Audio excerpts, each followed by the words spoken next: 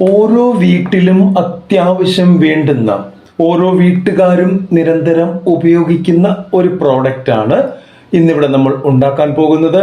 ഇത് മാർക്കറ്റിൽ ഓൾറെഡി ഉണ്ട്, എങ്കിൽ പോലും അവിടെ കെമിക്കൽസ് അതിൽ കൂടുതലാണ് എന്നുള്ളത് കൊണ്ട് ആ ഒരു പ്രോഡക്റ്റ് ഉപയോഗിക്കുമ്പോൾ നമ്മൾ ഏത് പ്രോഡക്റ്റിലാണോ അത് അപ്ലൈ ചെയ്യുന്നത് അതിന് മാറ്റങ്ങൾ വരാനും ഇല്ലെങ്കിൽ അത് നശിച്ചു പോകാനുമുള്ള ചാൻസസ് കൂടുതലാണ്.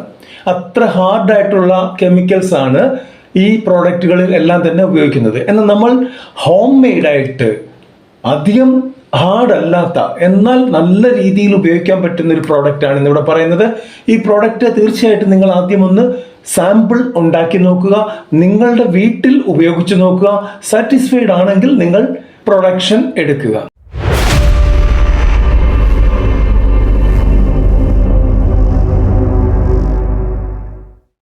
ചെറുകിട ബിസിനസ്സുകളെ കുറിച്ചുള്ള വീഡിയോകളാണ് നമ്മൾ ചെയ്യാറുള്ളത്. ഇന്നും അത് തന്നെയാണ്. തീർച്ചയായിട്ടും ഈ വീഡിയോ നിങ്ങൾക്ക് ഇഷ്ടപ്പെടും. ഇഷ്ടപ്പെട്ടാൽ ലൈക്ക് ചെയ്യാൻ മറക്കരുത്, കമന്റ് ചെയ്യാൻ മറക്കരുത്, ഷെയർ ചെയ്യാൻ മറക്കരുത്. കൂടാതെ ആദ്യമായിട്ട് കാണുന്നവർ സബ്സ്ക്രൈബ് ചെയ്യാനും മറക്കരുത്. ഇന്നിവിടെ നമ്മൾ ഉണ്ടാക്കാൻ പോകുന്നത് ബാത്റൂം ടൈൽ ക്ലീനർ ആണ്. എല്ലാവർക്കും അറിയാം, ബാത്റൂമിൽ 1, 2, 4 ദിവസം നമ്മൾ ശ്രദ്ധിച്ചില്ലെങ്കിൽ അതിൽ അഴുക്ക് പറ്റും. അത് അഴുക്ക് അടിഞ്ഞു കൂടുകയാണ് ചെയ്യുന്നത്. പിന്നെ അത് ക്ലീൻ ചെയ്യാൻ വലിയ ബുദ്ധിമുട്ടാണ്. പതിയെ പതിയെ ആ ടൈൽസിന്റെ നിറം മാറി വരുന്നത് നമുക്ക് കാണാം. അതെത്ര സോപ്പ് അങ്ങനെയുള്ള കാര്യങ്ങൾ ഇട്ട് കഴുകിയാലും അത് ക്ലീൻ ആകില്ല. അതിനൊരു ലിക്വിഡ് തന്നെ വേണം. ആ ലിക്വിഡിന്റെ പ്രൊപ്പോർഷൻ ഇല്ലെങ്കിൽ അതിന്റെ ഇൻഗ്രീഡിയൻസ് എങ്ങനെ ഉണ്ടാക്കും എന്നുള്ളതാണ് ഇവിടെ പറയുന്നത്. ഈ ഒരു പ്രോഡക്റ്റ് ഉണ്ടാക്കി നമുക്ക് ധൈര്യമായിട്ട് ലോക്കലി വിതരണം ചെയ്യാം. ഒരു കുഴപ്പവും ടൈൽസിന് ഉണ്ടാവില്ല. അതുപോലെ തന്നെ മറ്റുള്ള പ്രോഡക്റ്റുകളെക്കാൾ എളുപ്പത്തിൽ അത് ക്ലീൻ ആകുകയും ചെയ്യും. പതിയെ പതിയെ ഈ ഒരു പ്രോഡക്റ്റ് ഉണ്ടാക്കി കൊടുത്തൊരു വിശ്വാസ്യത ആർജിച്ചതിന് ശേഷം നമുക്ക് ബ്രാൻഡായിട്ടും ഇറക്കാൻ പറ്റുന്നതാണ്. അപ്പോൾ നമുക്ക് ആദ്യം അതിൻ്റെ ഇൻഗ്രീഡിയൻസ് ഒന്ന് നോക്കാം. എന്താണ് വേണ്ടത് എന്ന് ഒന്ന് എഴുതിയെടുത്തോളൂ. ഏറ്റവും ആദ്യം വേണ്ടത് വൈറ്റ് വിനെഗർ ആണ്, 500 ml, സാധാരണ നമ്മളുടെ വിനാഗിരി. പിന്നെ വേണ്ടത് ബേക്കിംഗ് സോഡയാണ് 200 ഗ്രാം. പിന്നെ വേണ്ടത് ഡിഷ് സോപ്പ്. പിന്നെ വേണ്ടത് ലിക്വിഡ് ഡിഷ് സോപ്പ് ഉണ്ട്, അത് ഒരു 100 ml വേണ്ടി വരും. പിന്നെ വേണ്ടത് നമ്മളുടെ നാരങ്ങ നീര് 50 ml. ഇനി ഓപ്ഷണൽ ആണ്, എസെൻഷ്യൽ ഓയിൽ വേണമെങ്കിൽ ഇതിൽ ചേർക്കാം. ഒരു 10 തുള്ളി ഇതിനകത്ത് ചേർക്കാം, വേണമെങ്കിൽ മാത്രം. പിന്നെ വേണ്ടത് 1 ലിറ്റർ വെള്ളമാണ്. ഇത്രയും ഐറ്റംസ് ഉണ്ടെങ്കിൽ നമുക്ക് ഈ പ്രോഡക്റ്റ് ഉണ്ടാക്കാൻ പറ്റും. ഇത് നമുക്ക് പാക്ക് ചെയ്യാൻ വേണ്ടി സ്പ്രേ ബോട്ടിൽസ് മാർക്കറ്റിൽ ലഭിക്കാറുണ്ട്, എല്ലാ ടൗണുകളിലും ലഭിക്കുന്നുണ്ട്. ഇനി അഥവാ ഇല്ലെങ്കിൽ India mart, exporters India, trade India പോലെയുള്ള സൈറ്റുകളിൽ കയറി കഴിഞ്ഞാൽ അതൊക്കെ വിൽക്കുന്ന ആളുകളെ കിട്ടും. അവരുമായിട്ട് സംസാരിച്ച് നമുക്ക് വരുത്താൻ പറ്റും. പക്ഷെ അത് കൂടുതൽ ക്വാണ്ടിറ്റി വേണ്ടി വരും. ഓക്കെ, നമുക്ക് നമ്മളുടെ കാര്യത്തിലേക്ക് നടക്കാം. പ്രൊപ്പോർഷൻ ഞാൻ ഓൾറെഡി പറഞ്ഞത് തന്നെയാണ്.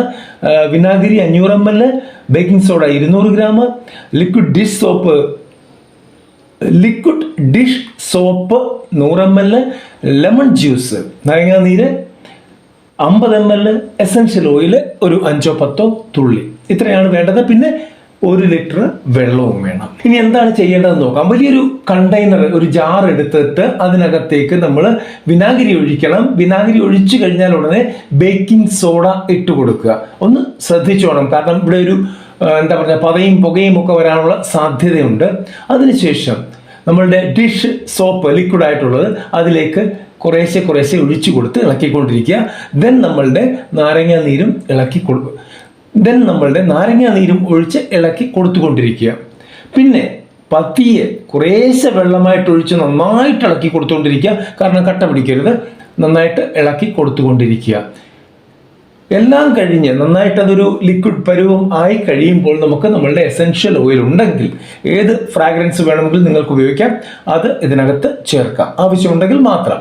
പിന്നെ ഇതിൻ്റെ ബോട്ടിലിംഗ് ആണ്. ബോട്ടിലിങ്ങിന് നമ്മളൊരു ഫണൽ ഉപയോഗിച്ച് ബോട്ടിൽ ചെയ്യുന്നതായിരിക്കും നല്ലത്. ഈ സ്പ്രേ ബോട്ടിലിലേക്ക് നമ്മൾ ഫണൽ ഉപയോഗിച്ച് ഇത് നിറയ്ക്കുക. അതിനുശേഷം ക്യാപ്പ് ചെയ്യുക. നമുക്ക് അങ്ങനെ 500 ml ആയിരിക്കും ബെറ്റർ. കാരണം ഇത്തരത്തിലുള്ള സാധനങ്ങളെല്ലാം 500 ml, 1 ലിറ്റർ അങ്ങനെയാണ് പോകുന്നത്.